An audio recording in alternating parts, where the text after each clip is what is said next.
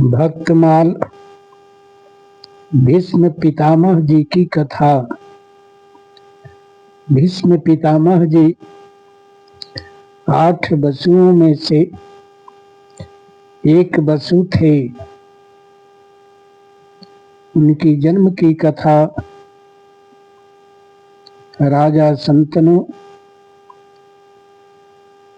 घूमने के लिए गए हुए थे। गंगा से की ओर देखते हैं, एकटक गंगा भी भीष्म पितामह को देखती है। यह बात ब्रह्मा जी देख लेते हैं और श्राप दे देते हैं कि तुम्हें पृथ्वी पर जाना होगा। इस प्रकार से पृथ्वी पर गंगा को आना पड़ा।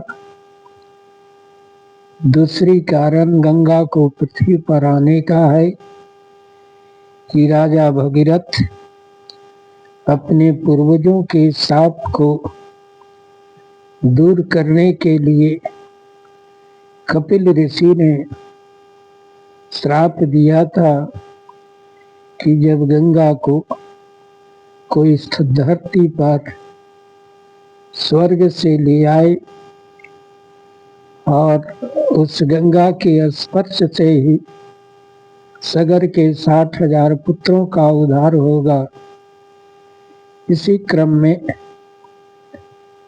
उनके पूर्वज तपस्या करते रहे, लेकिन गंगा को लाने में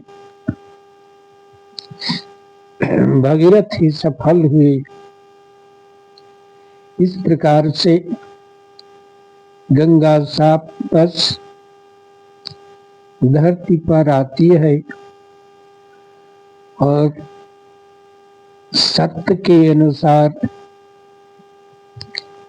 शंतनु से विवाह का सत्य यह था कि मैं जो भी करूंगी उसे आप रोकेंगे नहीं। इस प्रकार से 7 पुत्रों को गंगा में डुबो करके मार देती है। यह देख करके राजा शंतनु को बहुत कष्ट हुआ, लेकिन 8वें को जब डुबोने लगी तो उनसे नहीं रहा गया और गंगा को रोक देते हैं कि तुम कैसी माँ हो कि अपने पुत्रों को स्वयं अपने डुबोकर मार रही हो। गंगा कह रही है कि इनको मैं डुबो नहीं रही हूँ, बल्कि शाप मुक्त कर रही हूँ। इस प्रकार से भीष्म बच जाते हैं और अपने पिता को खुश रखने के लिए सत्यवती से विवाह कराने के लिए जो एक मलाह की बेटी थी उस पर आसक्त हो गए थे। अपने जीवन भर ब्रह्मचर्य रहे, क्योंकि वह चाहता था कि हमारी बेटी से जो पुत्र उत्पन्न हो वही राजा बने। यह वरदान तो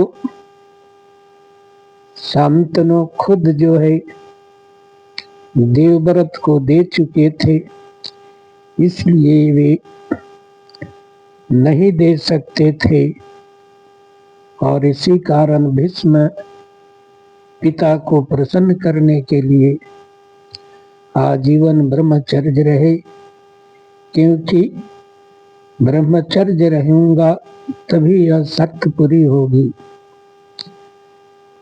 भीष्म प्रतिज्ञा करते हैं कि मैं आजीवन ब्रह्मचर्य रहूंगा, विवाह नहीं करूंगा। इस प्रकार से अपने खुशियों को आहुति दे करके पिता को प्रसन्न करने के लिए देवव्रत से भीष्म बने और आजीवन ब्रह्मचर्य रहे। धनुष विद्या की शिक्षा में इतने पारंगत थे, एक बार तो अपने गुरु को ही परास्त कर दिया था और गुरु भी प्रसन्न हुए थे उनकी धनुर्विद्या से।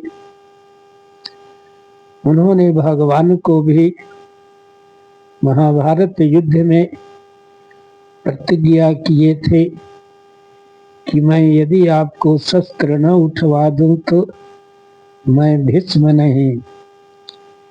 इसलिए भगवान को भी अर्जुन पर संकट देख करके रथ के चक्का को लेकर के मारने दौड़ना पड़ा था। 6 महीना बाण के शय्या पर रहे और भगवान खुद उनसे दर्शन देने गए और भगवान के सामने ही उनकी मृत्यु हुई। इसलिए भीष्म महान थे।